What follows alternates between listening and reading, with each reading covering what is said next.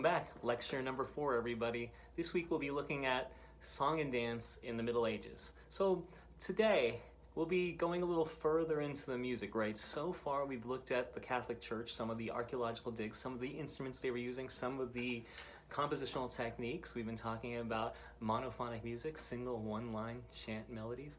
And we've also been talking about a little bit of polyphony, or things that are going to be in the future. Well, at this late Middle Ages, life's going to change, and we'll be talking about life in the Middle Ages. We'll also be talking about troubadours and trouvères. These are French poet-musicians, almost like street musicians today.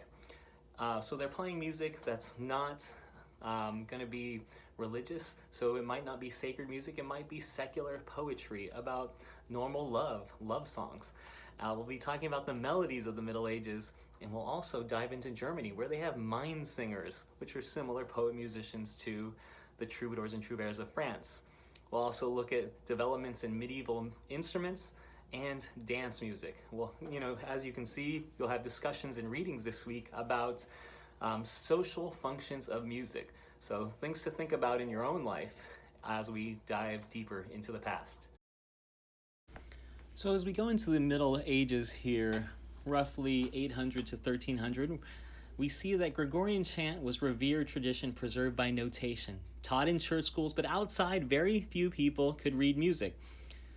For most people, music was completely oral, meaning it's only things that you can be heard. Not everyone can read music. And most of the secular and non-liturgical music they heard and sang has vanished. That's because it wasn't written down. So that's why Gregorian chant is so much a part of our history. It's because it was written down and not passed on through oral tradition. What does survive are several hundred monophonic songs, poems sung to melodies that are now lost. There's a few dance tunes and descriptions and pictures of musicians playing and a few actual instruments. It's just one of these things that things over time get lost, especially when they're not written down. And when we start talking about song and dance in the Middle Ages, you'll find out that a lot of this is left up to the performer. So we're going to look at these musicians of their time, the troubadours and trouvères in France and the mind singer in Germany. When talking about troubadours and trouvères, it's important to know that this is the most significant body of vernacular song in the Middle Ages. And that means that this music is not in Latin. This music is in French, or at least Occitan, the southern France language. So for troubadours, they had this lyrical tradition cultivated by courts and cities under aristocratic sponsorship in the 11th century. So musicians were getting paid, or at least they were being housed and making a living. They were able to work because someone was sponsoring them. And you'll find out in a lot of history, musicians are going to be sponsored by kings, dukes, and they'll be asked to perform at social functions. And trouvères, the other northern France poet-composers, they sang in an Old French. So the types of songs they're singing were mainly strophic. If you've ever heard a strophic song, that's where all verses or stanzas of the text are sung to the same music. There could contain a refrain, which is a recurring phrase or verse with music typically sung by dancers. But for the most part, their songs have one melody that repeats over and over again. Can you think of a song that's strophic, that has the same melody over and over again?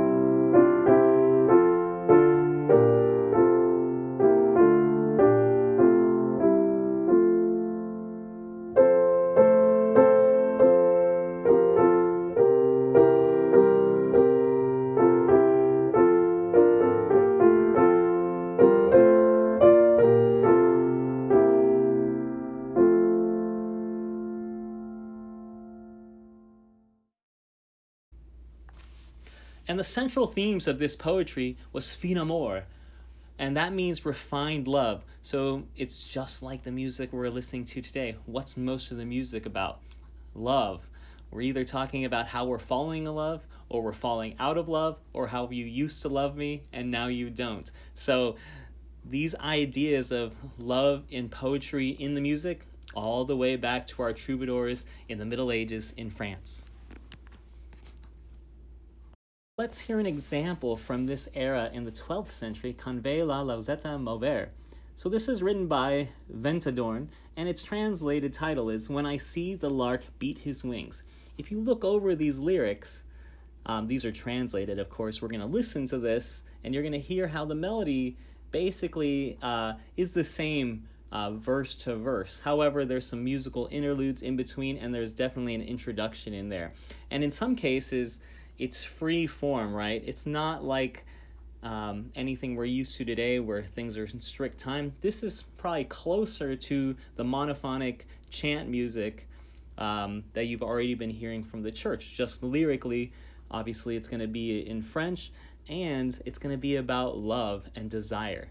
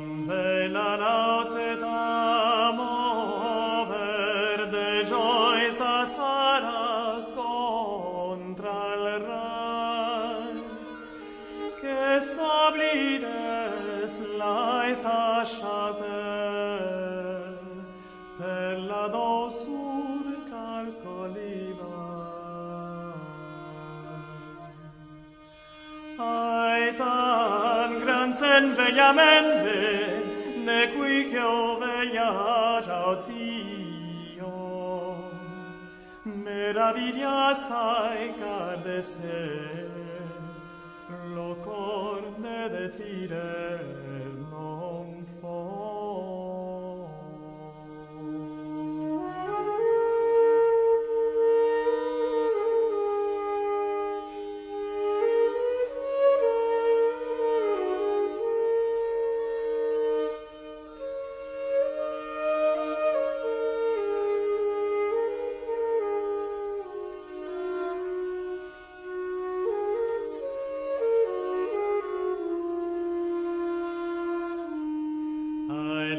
Tan quida vas haber d'amore tan petit ensan, car un d'amar non post tener, se leis don già pro non aura.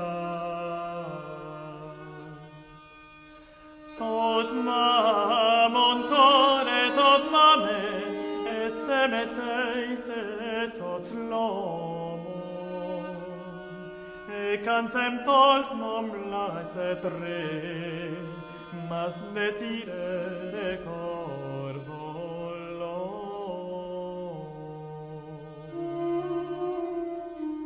Tus ammirons non pod maler, prex nimer ses nil drec ioan, ni ale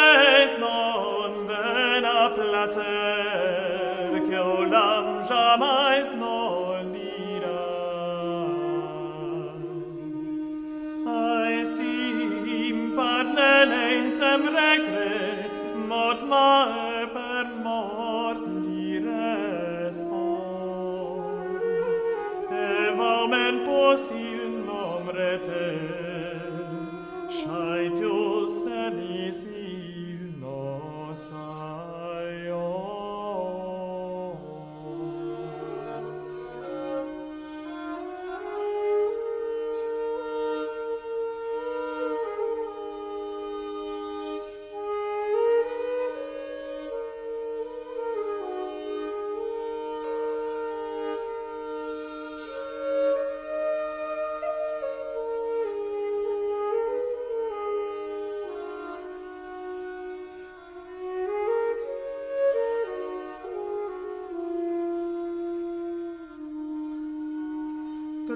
Tristans jes non aures de me, que omen vauch aetius nos aion.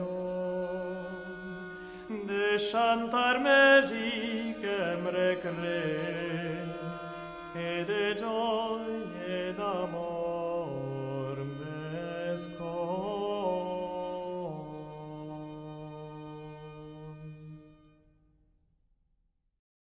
So as we dive deeper into these troubadour melodies, right? Troubadour songs, strophic, same melody throughout. However, the notation that has been found does not indicate rhythm, except later in the period where you can find manuscripts. Otherwise, some of these songs are oral tradition, or we just have the melodic notes. So if you were hearing kind of timeless music where there is a clear pulse, there's a reason for that. So notes are written down, but it's still free. Scholars believe melodies were sung in a free, unmeasured style, but others believe that each note or each syllable should have roughly equal duration. So again, this is all speculation, and this is all scholars are trying to figure out because it's hard to know when there weren't any recordings for thousands of years. Most likely, these dance songs were performed metrically, and love songs were sung freely. So if it's a dance song, of course, we want to make sure that we're dancing in time. So there's probably going to be a strict rhythm there. We'll be in 3 beats or 4 beats. Now, a love song, like we just heard, of course, very free, almost sad, talking about desires, how life is not going well for me. And of course, that can have a little bit, allows for a wider range of emotional appeal.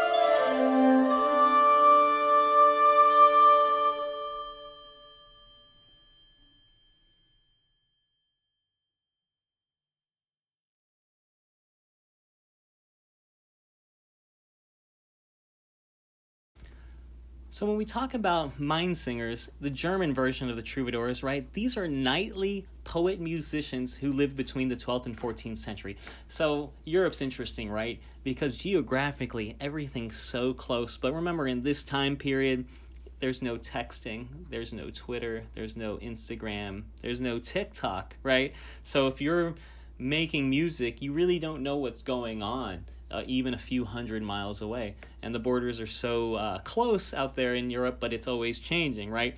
So just realize that they're almost doing the exact same thing. They just have a German twist to it, right? Or it's just in German and they're writing their own vernacular songs, right?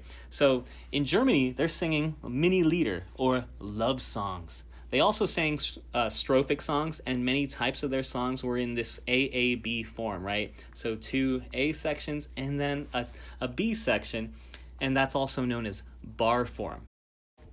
And this bar form music is very similar to the music being made in France.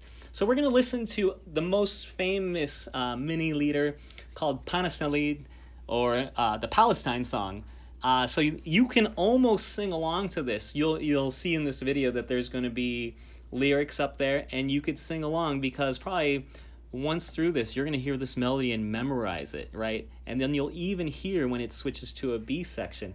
So follow along, sing along, and think you'd love to be in a bar or in a pub and singing along with all these German guys this song. It's a real fun one.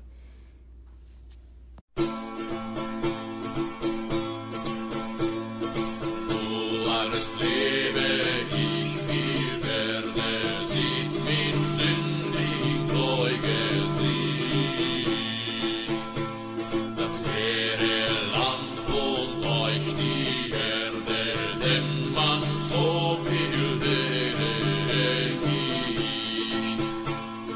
Wie's geschehen, des ich ihr bat, ich bin kommen an die Stadt. Gott, wenn ich fliegen brach.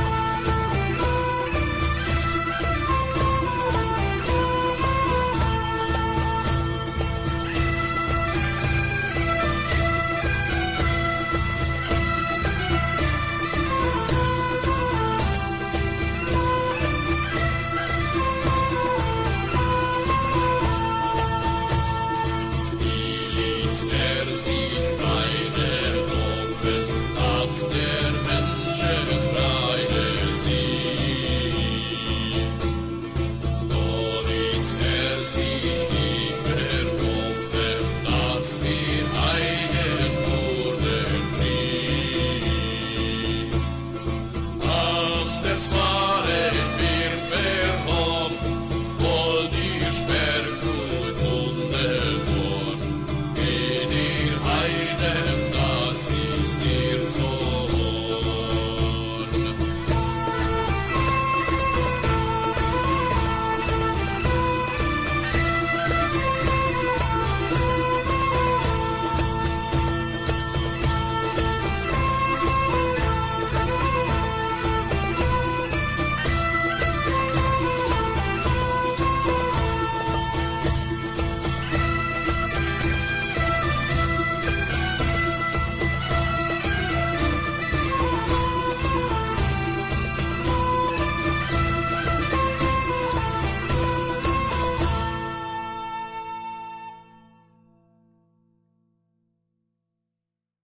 At this moment, we're only talking about France and Germany. Just realize that all these places are developing and developing differently, and sometimes things just don't get passed and put down in our history books. But no, Italy also has monophonic songs, single one-line songs, and those were called laudes.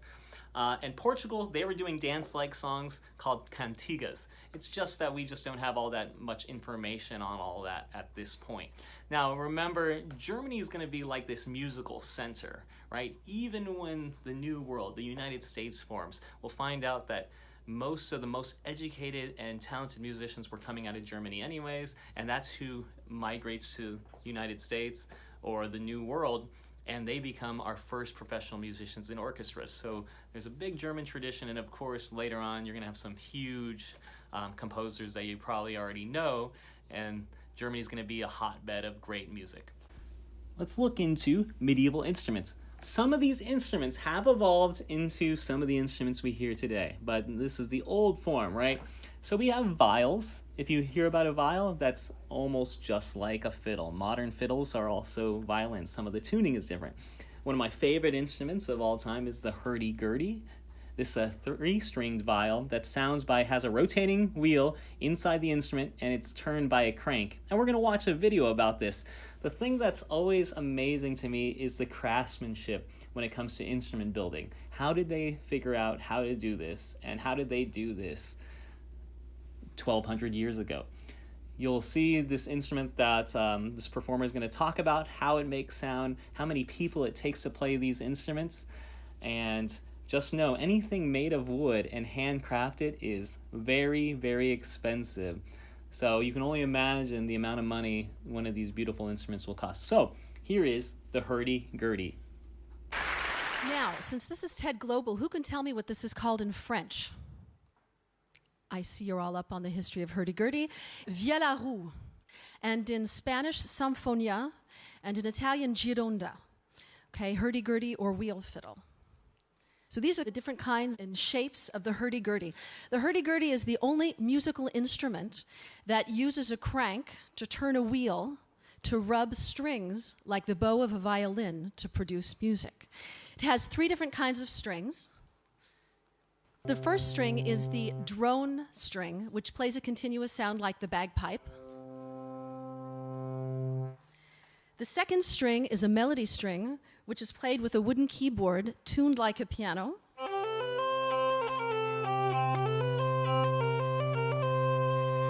And the third string is pretty innovative. It's also the only instrument that uses this kind of technique. It activates what's called the buzzing bridge or the dog. So when I turn the crank and I apply pressure, it makes a sound like a barking dog. Okay, so all of this is pretty innovative if you consider that the hurdy-gurdy appeared about 1,000 years ago, and it took 2 people to play it, one to turn the crank, and another person, yes, to play the melody by physically pulling up large wooden pegs, okay? So luckily, all of this changed a couple of centuries later, so one person can actually play and almost, because it's pretty heavy, carry the hurdy-gurdy. The hurdy-gurdy has been used historically through the centuries in mostly dance music because of the uniqueness of the melody combined with the acoustic boombox here. And today the hurdy-gurdy is used in all sorts of music, traditional folk music, dance, contemporary, and world music in the UK, in France, in Spain, and in Italy. And this kind of hurdy-gurdy takes anywhere from 3 to 5 years. It's made by specialized luthiers, also in Europe. And it's very difficult to tune. So, without further ado, would you like to hear it? Yes. I didn't hear you. Would you like to hear it? Yes. Okay. Well, there we go. Okay, I'd like to sing in Basque, which is the language spoken in the Basque country where I live, in the region of France and Spain.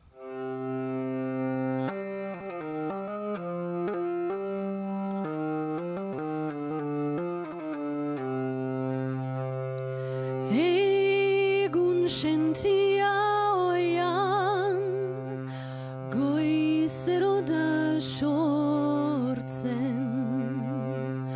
maitatzeko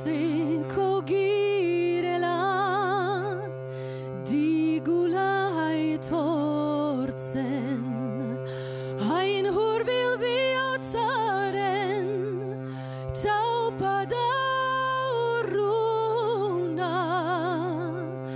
Maitatzeko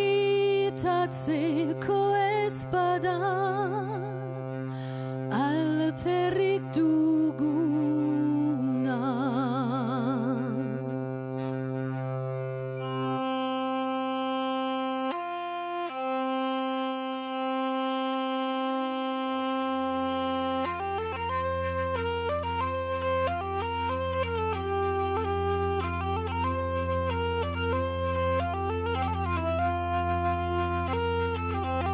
Thank you.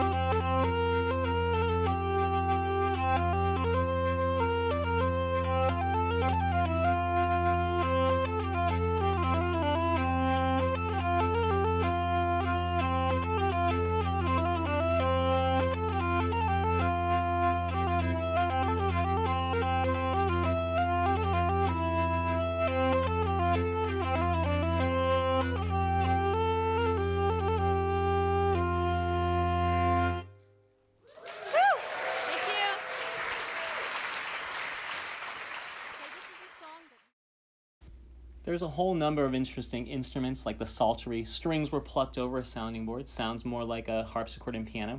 The transverse flute. This is a big development at the time. A transverse flute is a wooden or ivory flute without keys. But what's interesting about that, that's when the flute turns up and is now played parallel to the ground. Before this, if we're talking about a flute, we're probably more likely talking about a recorder that's played in front. And you remember recorder from elementary school. We also have the sham, a very loud double reed instrument similar to the modern day oboe. We have a pipe and tabor, where the left hand plays a pipe and the right hand strikes a drum. You have the portative organ. This is an organ small enough to carry with you, and it has a single set of pipes.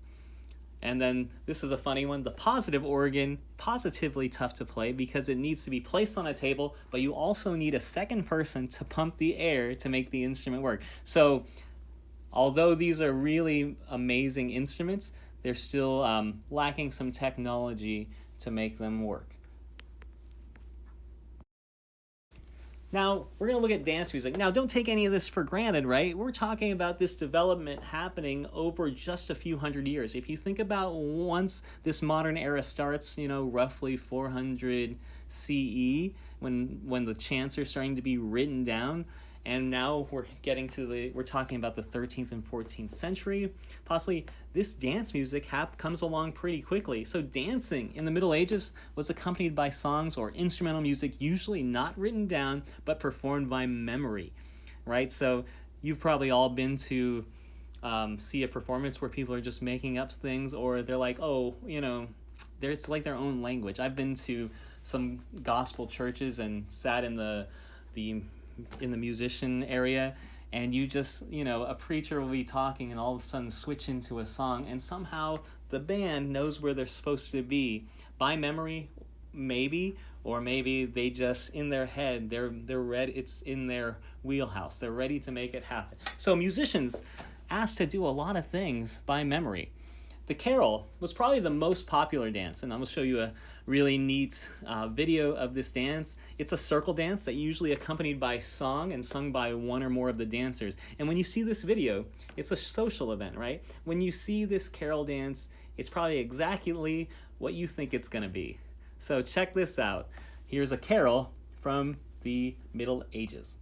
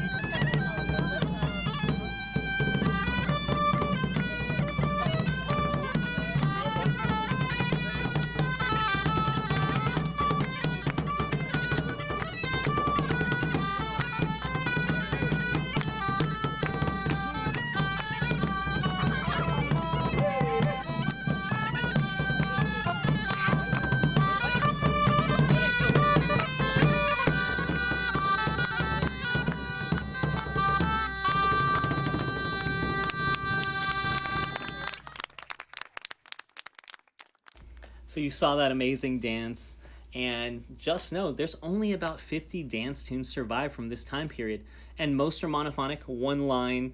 Some later get set polyphonic for keyboard. But these dances are the earliest notated instrumental music and must have been preserved because they were loved by so many.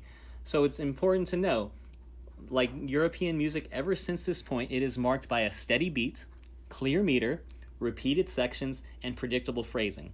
In many cases, only the melody was written, but several people would play during a performance, including a drum and some other instrument. So this early instrumental music was not written for instruments. The only thing that was written down was maybe the lyrics and the melody.